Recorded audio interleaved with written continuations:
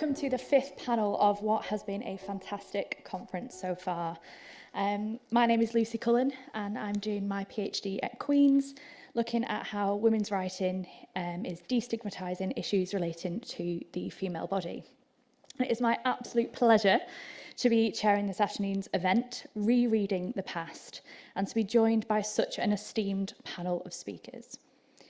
I'll start by introducing each of the speakers in turn and then invite them to share their papers before turning to questions at the end. So to our first speaker, we are joined live in the studio at Crescent Arts Centre by Professor Moyra Haslett, who will be giving the paper Clarissa's Sisters, Violence Against Women in Women's Writing between 1680 and 1820. Professor Moyra Haslett researches the literature of Britain and Ireland, written between 1680 and 1820, with a particular focus on women's writing and Irish writing in English in this period. Her first monograph, in 1997, offered feminist readings of Byron's Don Juan, in arguing against the then critical consensus that Byron's version of the legendary seducer was of a passive, innocent, preyed upon by strong women, and by considering creative rewritings of the poem by Byron's female contemporaries. More recent work has focused on representations of female communities. Our second speaker, who will be joining us virtually, is Assistant Professor of English at Penn State, Harrisburg, Ellen Stockstill, who will be delivering a paper entitled The Reading Experiences of Survivors and the Victorian Novel. Her scholarship focuses on Victorian literature and culture, and she is co-author of a research guide to Gothic literature in English, published in 2018. Other publications include essays in 19th century gender studies, the Palgrave Encyclopedia of Victorian Women Writers, Thomas Hardy Journal, Wilkie Collins Journal, and 19th Century Prose. Prior to joining the faculty at Penn State Harrisburg, she was a Marion L. Britton Fellow at Georgia Tech and a scholarship athlete at the University of Texas at Arlington. She earned her graduate degrees from Georgia State University, that's her MA and PhD. And then finally, we turn to our third speaker, who will also be joining us online. We'll be hearing from Payal Ray, who is a PhD aspirant in Gender and Sexuality Studies in West Bengal, India. And this paper will be called A Case of Violence Against Women as an Aftermath of Exercising Her Sexual Agency. Charlotte Perkins Gilman's Her Land. Payal Ray is a resident of West Bengal, India. She completed both her bachelor's and master's degrees in English literature at the University of Burdwan, West Bengal, in 2017 and 2019, respectively. She has written a term paper on modernity in Tagore's Shisha Kabita, the last poem, and a research paper on the comparative study of the concept of the new woman between Virginia Woolf's Mrs. Dalloway and Tagore's Shisha Kabita will come out shortly in a West Bengal institutional journal. Currently, she is a PhD aspirant in the field of gender and sexuality studies under the Department of English. So I think you'll agree with me that we are in for a treat this afternoon. And so without further ado, please join me in welcoming our first speaker, Professor Moyra Haslett.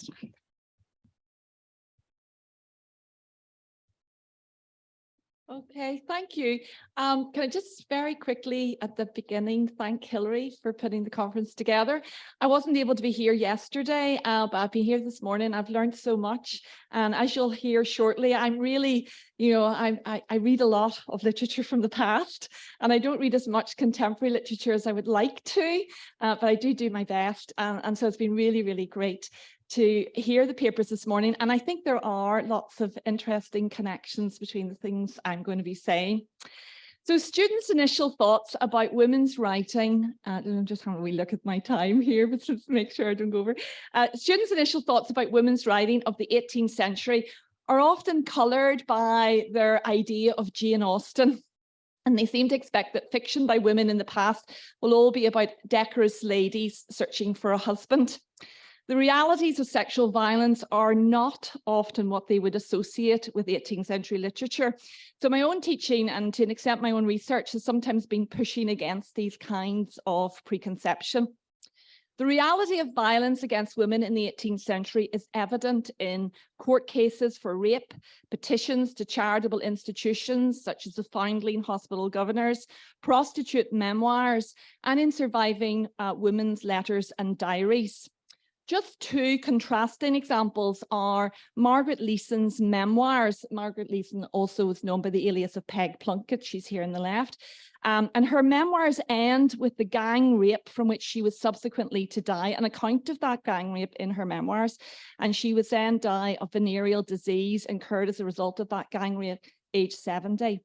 Or we might compare Mary Wollstonecraft. Early in her account of traveling in Scandinavia, there's a reference to the threat women feel when traveling alone, especially when they encounter a male stranger. Robbery, murder, or, quote, the other evil which instantly runs foul of a woman's imagination. Now, Leeson and Wollstonecraft's memoirs are both published in the 1790s, a date by which huge numbers of women have published openly under their own names, or at the very least under the pseudonym of by a lady. Everyone knows about the Victorian novelists, the Brontes and George Eliot, writing under male pseudonyms. So I always have to remind people that this wasn't always the case. Lots of women published very openly, hundreds and thousands of women published openly under their own names in the 18th century. There's a hugely exponential growth in women's writing across the 18th century. And I'm only going to pick out one statistic here, the one in bold. So we can say, for example, that between 1780 and 1820, the number of identifiable female novelists exceeds the number of identifiable male novelists at this point. Assault, abduction, incarceration, and rape were frequent events in women's lives, sadly, and these all find expression in popular fiction of this period. Recent work has begun to read this huge body of work and to understand that while much of the fiction can be fairly generic and conventional, part of that convention is the writing of women's experiences. Women's fiction offers testimony of a patriarchal culture of violence in which abduction is not only the stuff of a Gothic imaginary, but a commonplace element in many women's lives. Domestic abuse and marital rape are less commonly represented in women's fiction than sexual assault and rape. It's probably because novels, of course, then and sometimes now end with marriage, and there are comparatively few accounts of the kind of physical and sexual violence which wives receive. One exception, however, is Eliza Haywood's novel, The History of Miss Betsy Thoughtless, published in 1751.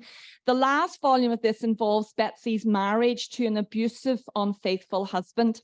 Chapters on his sullen, imperious treatment of her culminate in his killing of Betsy's squirrel by grabbing it by the neck and throwing it against the marble chimney, its tender frame dashed to pieces, in an action which is surely symbolic of violence meted out to Betsy herself. Betsy will ultimately leave him after he attempts to pimp her to a friend. The pandering of a wife to another is a striking feature of a number of novels by women writers in this period. Much more common than, say, domestic abuse are representations of sexual assault and rape. Where these tend to be plot devices in later fiction, earlier fiction, I'm talking here about late 17th century, early 18th century, tends to be more explicit about these experiences, especially in a genre which has become commonly known as amatory fiction. I very much need to use scare quotes here, as you'll see. This is a very decorous and somewhat euphemistic phrase for really very explicit accounts of sexual encounter, of seduction, sexual assaults, rapes, and what we would now call the grooming of young girls. The most prominent of these authors are Aphra Behn, Penelope Aubin, Mary Davis, de la Riviere Manley, and Eliza Haywood. And the genre is popular in the late 17th and early 18th century, emerging out of the relatively libertine, licentious culture of the Restoration period. Sex, both consensual and non-consensual, is openly narrated. When feminist literary critics began to rediscover women's writing of this period, broadly we're looking at the 1980s and early 1990s, such writing was celebrated for its open acknowledgement of female sexual desire, for the way in which it challenged the assumption that the past had always been an age of female sexual prudishness, disrupted only by the sexual revolution of the 1960s. I think a lot of people think there was a lot of sexual repression in the Victorian period. So 100 years earlier, it must have been even more extremely prudish. And in fact, the opposite is the case. One short fiction in particular became popular, much written about and also taught. And this is Eliza Haywood's Phantomina. And it's this fiction that I'll take as a particular case study today, because it, more than maybe any other amatory fiction, illustrates the ways in which feminist scholarship has revisited this story, particularly in the context of the Me Too movement, and has attempted to incorporate the experiences, views, and feelings of its students into the study of the period. So Phantomina, published in 1725, tells the story of a young woman who has come to live in London with her aunt while her mother is away.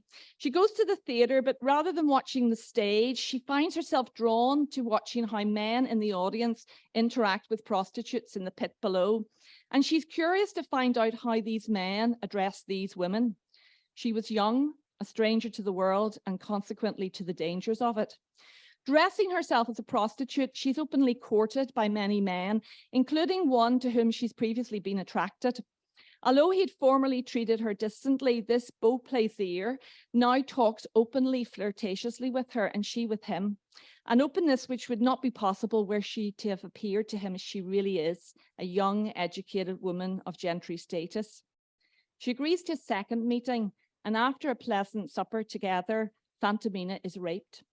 He thinks that she's a prostitute. She's feels herself unable to stop events unfolding. At a critical moment, Phantomina thinks to explain to him who she really is.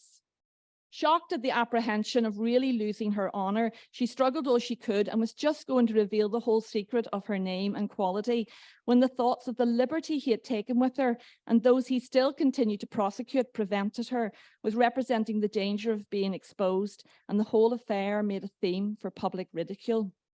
If this suggests that the narrative may be about to blame Phantomina to make the victim guilty of failing to protect herself, Haywood's narrator adds that such an attempt would have been futile in any case. Thus much indeed she told him, that she was a virgin and had assumed this manner of behaviour only to engage him, but that he little regarded, or if he had, would have been far from obliging him to desist. Nay, in the present burning eagerness of desire, 'tis probable that had he been acquainted both with who and what she really was, the knowledge of her birth would not have influenced him with respect sufficient to have curbed the wild exuberance of his luxurious wishes, or made him in that longing, that impatient moment, change the form of his addresses. So Phantomina has been raped, and this has occurred within the opening pages of the novel. The remainder of the plot consists of Phantomina donning various disguises in order to continue her affair with beau plaisir. He tires quickly of the prostitute Phantomina, so she becomes a servant girl, a middle-class widow, and a mysterious, masked aristocratic lady, in order, in broad terms, to resolve what would otherwise have been an incongruity between what the text presents as her monogamous desire for him and his sexual promiscuity. In the earliest modern interpretations of the story, Phantomina was read as a figure of resourcefulness, of victim turned agent, manipulating beau plaisir for her own pleasure. 21st century readings have quickly changed the terms of those readings, however. Phantomina's ensuing behaviour is more commonly now interpreted not so much as that of some plucky heroine getting revenge by outwitting her rapist and enjoying sex with him subsequently, but of consequent trauma and continued pain, repeatedly returning to a situation of abuse. Critics of the 1990s clearly recognized that the plot began with rape, what we would now call date rape, but allowed this rape to be only the motor of the plot, and then they kind of focused on the subsequent story. And reading, therefore, the story as one of empowerment and agency, even of proto-feminism. Students and critics today tend to speak more of the rape itself and of its consequences, evident in Phantomina's subsequent behaviour. So Me Too has undoubtedly changed the terms of the debate, where we might have used terms such as amatory, erotic, seduction in these earlier amatory fictions. We now see representations of grooming, sexual coercion, and rape. Where sexual encounters were discussed as either consensual or non-consensual, there's been a new tendency to read these tales the category of dubious consent. Now, dubious consent is a critically important term for this particular period of the Restoration and its aftermath, because the cultural context is one in which women are thought to be inherently sexual beings, their bodies pervaded throughout by desire, but in which they are also expected to be passive and coy. Aphra Behn's poetry is shot through with just this kind of contradiction. The women of numerous poems are both desiring and reluctant. The entire framing of women's sexuality is one in which male force and coercion are seen as inevitable, and the idea of female consent becomes at best difficult to define and at worst meaningless. Again, more recently, students have read the darker elements of such poetry. They've paid careful attention to the language which suggests lack of consent or at best dubious consent, and they're more attuned to the complexities of seduction narratives, which on closer inspection share much of their language and tone with narratives of rape. Here is one very problematic line from Behn's poetry: silent as yielding maids consent. The most famous fictional rape of the 18th century occurs in fictional terms in the 18th century novels, occurs in Richardson's novel Clarissa. But as you can see from this slide, the rapes kind of her, this is the closest Clarissa gets to narrating her rape, but you can see from the two kind of asterisk figures, there's a hiatus here. Clarissa is unable to speak her own experiences, not only because she was drugged when the rape happened itself, but because her culture stipulated that a virtuous heroine could not speak of such things. Countless women writers did, however. Some women writers of this period write openly against rape and the coercions which go by the name of seduction.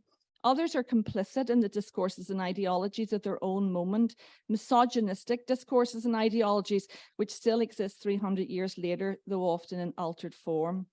Teaching this kind of material with undergraduate students is not always easy, but it feels important to continue to do so. Thank you.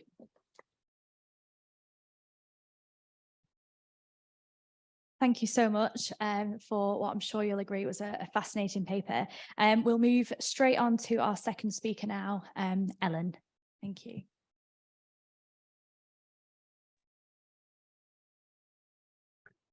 Good afternoon and greetings from the United States. I'm excited to follow Professor Haslett's paper, as I think ours will speak to each other, and I'm looking forward to the Q&A later.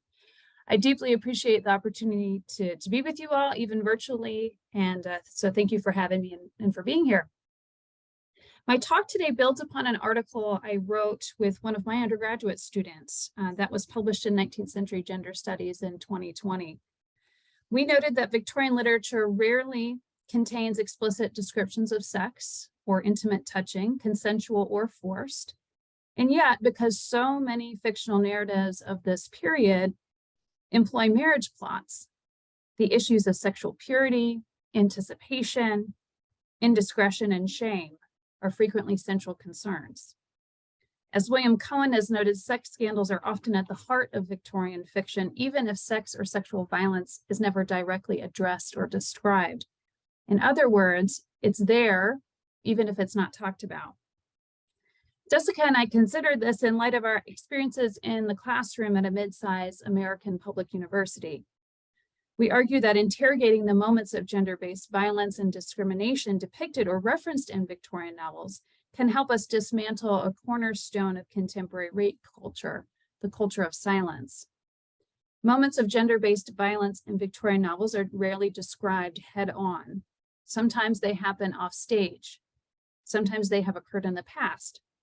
Sometimes all we know is the result of the violation, a pregnancy, a death, a bruise. What Jessica and I experienced in the classroom and discussed in our paper is the way students engage with these moments of silence.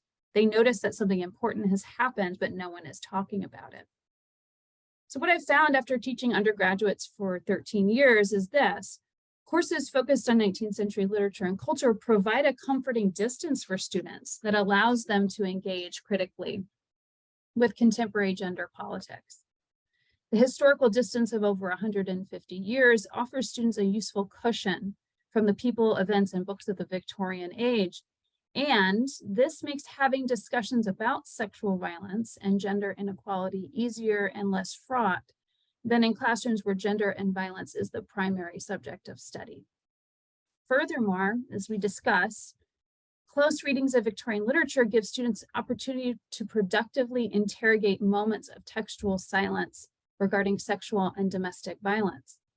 When students learn to recognize what is not written outright on the page, they further refine their skills to potentially read their own moments of silence. That is, the moments of their lives when they have experienced or witnessed something that was not explicitly named as indecent, harmful, abusive, or criminal, but which nonetheless was. This is empowering possibilities for survivors who may find comfort in recognizing the language perpetrators and enablers use to elide, diminish, or disguise abusive behavior. Survivors can be reminded that they are not alone, and that in fact, women who lived generations before them also experienced the confusing, isolating, and psychologically damaging effects of assault. So having written and published that piece in 2020, I was quite interested in an article published by the New Yorker in their January issue this year. You can go to my next slide, please. Thank you. Peru Segal is a literary critic and staff writer at the New Yorker. In the case against the trauma plot, she criticizes the prevalence of 21st century novels and other creative works where trauma is a totalizing identity. Segal does not dismiss the existence of trauma or minimize its long-lasting effects, but she does question what seems to be a common impulse among creative writers to make characters primarily the sum of their trauma. She writes, trauma has become synonymous with backstory. With the trauma plot, the logic goes, evoke the wound, and we will believe that a body, a person, has borne it. In other words, with the 21st century trauma plot, once the traumatic experience is there, all other writerly work of characterization ends. Segal's claims intrigued me in light of what I articulated earlier about Victorian novels. While Victorian writers do not, by and large, openly discuss traumas like sexual and domestic violence, their novels nonetheless include trauma and place them into a larger context. By contrast, as Segal argues, today's trauma plot seems to flatten, distort, and reduce character to symptom. The question I pose here then is this. You can go to the next slide, please. Could it be that the marriage plots of 19th century novels, as conventional or archaic as they may seem, could they actually expose readers to a more realistic survivor narrative than many contemporary texts that on the surface seem more woke or more attuned to today's gender politics? I'll offer a few possibilities, but I hope that this presentation will open up productive dialogue about the kinds of literature that best invite survivors into a safe space of engagement and even healing outside the totalizing identity of trauma. You can go back to my previous slide. Segal's piece hinges on a few claims. First, she uses research by psychologists, particularly George Bonanno's work, to establish that most survivors of trauma do not develop post-traumatic stress disorder. Bonanno writes in his 2021 book, The End of Trauma, most people exposed to potentially traumatic events are able to continue on with their normal lives relatively quickly and without suffering any long-term difficulties. In short, most people are resilient. What this means for Segal and her argument about literature is that most people are not defined solely by their trauma. She then sees books, television series, and films in which the main character is drawn simply as a victim, as out of step with how most people live. She compares these characters to a walking chalk outline or a vivified DSM entry. Segal then expresses frustration that this character type has become so common, writing, the invocation of trauma promises access to some well-guarded bloody chamber. Increasingly, though, we feel as if we've entered a rather generic hotel room with all the signs of heavy turnover. The problem, as she sees it, is that this trauma plot flattens characters in a manner that detaches them from most people's experiences, and that this plot has become so common. It's become a kind of shorthand, an easy way of explaining who a person is. To be clear, Segal does not argue against the reality of traumatic experiences or how they can impact people, nor does she claim that literature should not include depictions of trauma, nor would I. She remarks, in deft hands, the trauma plot is taken only as a beginning, with a middle and an end to be sought elsewhere. In these deftly written novels, my trauma becomes but one rung of a ladder. Climb it. What else will you see? In other words, and here she cites the writing of Toni Morrison as one example, novels don't have to begin and end with trauma. The violence a woman has experiences does not have to define her entirely. She is more than her PTSD symptoms. Trauma can be a starting point, but it does not have to be an endpoint. So this brings me back to 19th century novels. You can go to my next slide. And the claims I made previously about their ability to invite survivors and bystanders into dialogue about violence against women and rape culture's reliance on silence.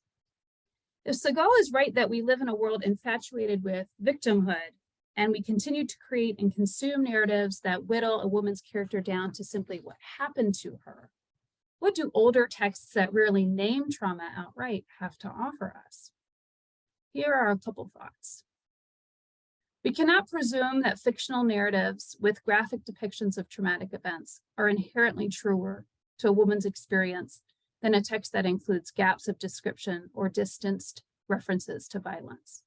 Most survivors of trauma do not experience their victimhood as a totalizing identity. Robin Field, one of our keynote speakers yesterday, called for nuance, and I think that's what Seagal is calling for as well. In Field's book, Writing the Survivor, she claims, the fundamental shift in the depiction of rape in American literature relies upon one key feature. The rape novel tells the story of the victim. In these texts, readers learn not about the sadistic pleasures derived by the rapist in his forced sexual encounters, but instead the physical and psychological trauma suffered by the violated woman. Works of fiction that contain these elements need not be solely or even primarily about the experiences of sexual assault to be considered rape fiction. Field emphasizes the importance of perspective, point of view, sympathy, and empathy. Many Victorian novels, despite their conventional marriage plots and lack of graphic depictions of sexual violence, do this. Furthermore, Victorian novels with female protagonists typically emphasize the growth and maturation, might we say survival, of the heroine. The woman's trauma is not her defining characteristic. It is one experience of many that shape her. Finally, sexual violence depends upon and thrives in an atmosphere of silence. When we read a text that silences the experience of women and girls, we should be suspicious and critical. However, we should also recognize the way authors invite us to fill in the gaps, how they create characters who experience violence, but also joy, fulfillment, longing, and love. Thanks very much. Thank you so much for that. And now to our final speaker, who's also joining us virtually. Hi, can you hear me? Yeah, we can hear you. Okay.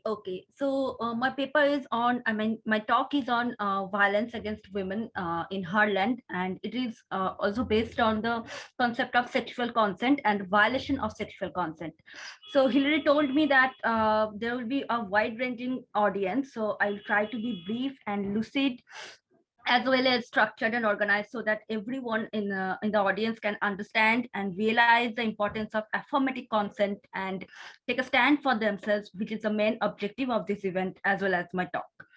So being primarily an English literature student, I'm interested in how the fictional world deals with such issues like sexual consent, reproductive rights, reproductive justice, and violation of such rights of body and reproduction. I have read quite a few papers, and most of the papers are dealt with these issues from the perspective of legality. They are mostly dealt with from legal perspective, but I'm really interested to explore and question how fictional world of literature can explore these issues. So so my primary literary text for this talk will be Charlotte Perkins Gilman's Harland, and so which is based on the that utopic land, and I'm going to talk about that in a minute. So and next I'll talk about some important words about consent, and what is consent, what is affirmative consent, and how does silence affect such consent, and how consent through omissions are taken for granted, verbal resistance, and then move on to Harland, and eventually to, if time permits, to Jean Rees's Good Morning Midnight and Shujit Sarkar's Pink. And if time doesn't permit, then I'll try to pop this up in the Q&A session. Okay, so then yes, significantly my talk will be replete with questions, since I believe in potential questions and their power to unsettle power dynamics, society's status quo. Also, because if we accept things without questioning or verbal resistance, it can lead to havoc and loss of agency. I think it is a quite significant a method to I mean, influence and inspire people to question more, and through questioning, exercising agency.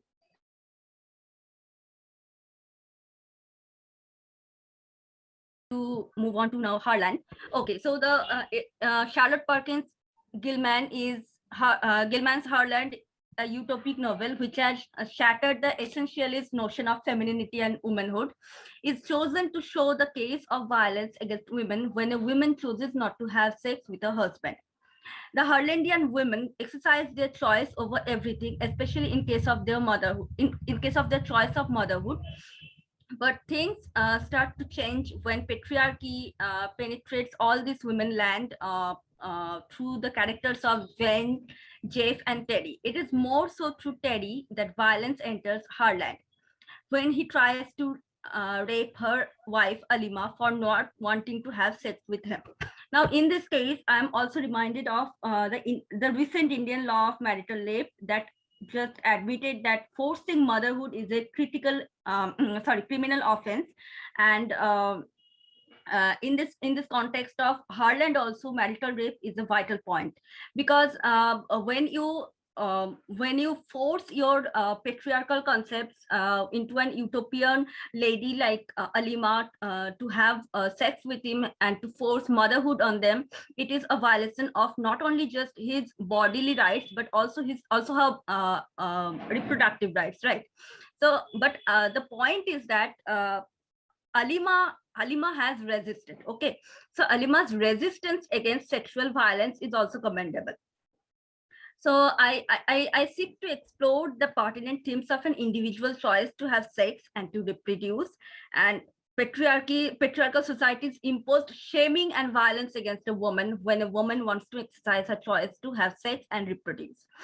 So second, yes. So the question that one should pose, and I would like other women to pose, those especially who are a victim of violence, or who are a victim of shaming and violation of such rights. I mean, accepting such sexual advancement, we should question ourselves that can a woman be really free without sexual agency and choice to reproduce? How is violence against women's choice of not having sex a further attempt to disempower her? This paper will address the issues and questions from the perspective of feminist theory. Okay, so the point is that though the text Harland is a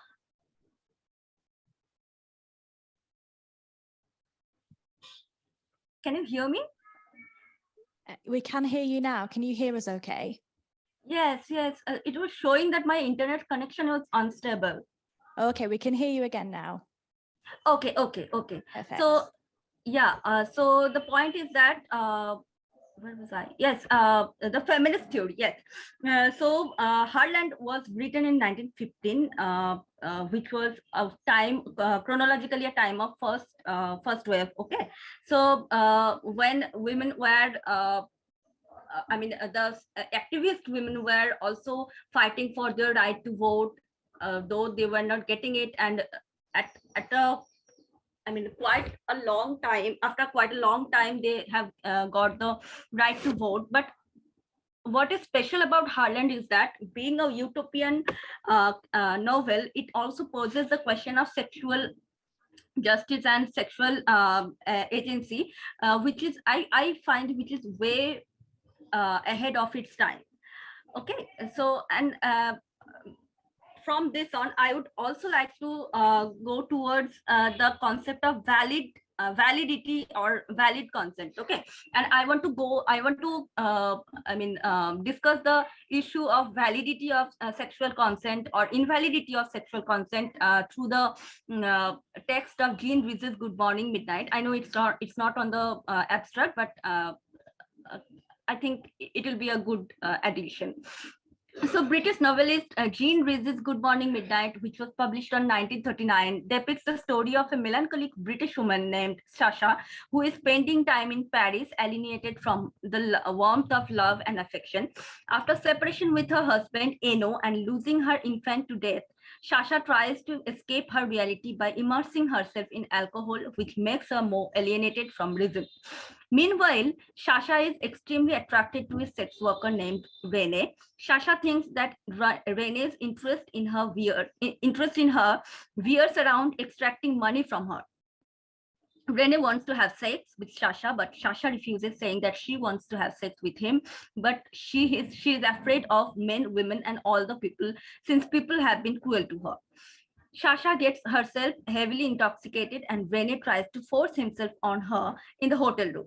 Sasha tells him to take her money and leave her. Rene leaves the hotel room without taking a penny, making Sasha desperately want him back and to have sex with her.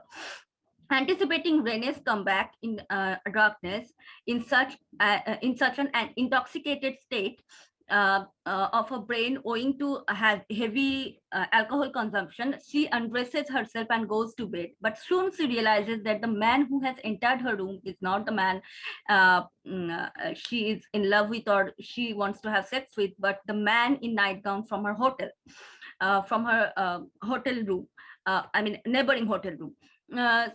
Though she hates him, she pulls him to bed, saying yes, yes, yes. If you see from the storyline, then it will seem that it's a verbal consent. If she has given her verbal consent to have sex with the person, but the question is it a conscious yes? Is it a valid yes? Is it a valid consent? Through this text, you can address the global issue of invalid sexual consent. Sexual contents does turn the impermissible to permissible. That is the meaning of concept, right? It turns the impermissible to permissible, creating space for choice and agency. But such an intoxicated mind like that of Sasha cannot take that decision consciously. Rather, it can only aggravate her psychological pain. The research questions the questions that this talk would like to, or this text would like to pop up is that, can an intoxicated verbal consent ever be valid consent? So here comes the concept of valid consent or invalid consent, and also the omission of verbal resistance. So just like Tom Dougherty has said that though omissions can communicate consent, in practice generally they will be inadequate.